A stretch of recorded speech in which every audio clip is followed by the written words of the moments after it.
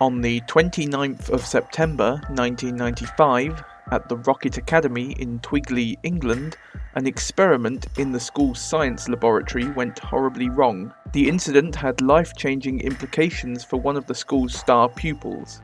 Julia Jekyll was only 11 years old at the time of the incident, but was already an incredibly gifted child.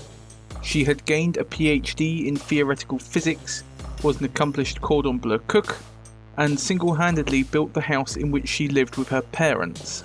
After an unspecified incident at a seminar on nuclear warfare, the Rocket Academy found themselves without a science teacher. Lester Blister was hired at very short notice to fill this vacancy. With very little time to prepare a constructed syllabus for his science lessons, he opted to use a system he called Pupils' Choice. He requested that all pupils put together a project of their choosing and present it to the class the following day. Many of these projects were incredibly dangerous. A wind machine created by one of the pupils very nearly caused serious injury, but was eventually brought under control.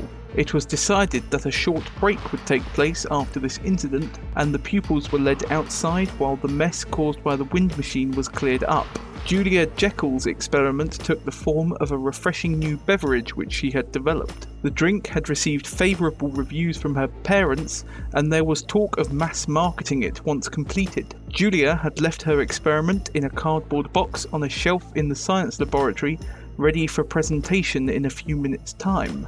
While everybody else was outside, two pupils, Sharon and Nicola Blister, colloquially known as the Blister Sisters, entered the laboratory and added hair growth formula to Julia's experiment in an effort to sabotage it.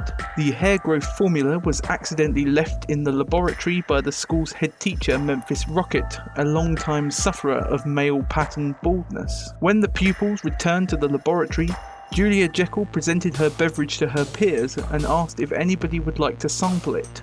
Lester Blister and the Blister sisters insisted that Julia herself be the first one to test the drink, which she did so. Moments later, Julia collapsed to the ground in great discomfort. After a few seconds, a mysterious mutation had taken place. When Julia stood back up, she had grown to a height of 7 feet, a weight of 300 kilograms, and had grown thick brown fur all over her body.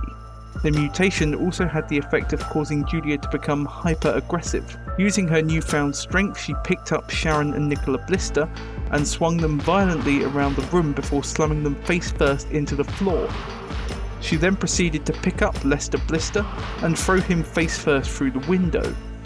Almost as soon as the mutations had taken effect, Julia returned to her normal state, acting as if nothing had happened. These sudden mutations would continue to occur on a regular basis for the next 3 years.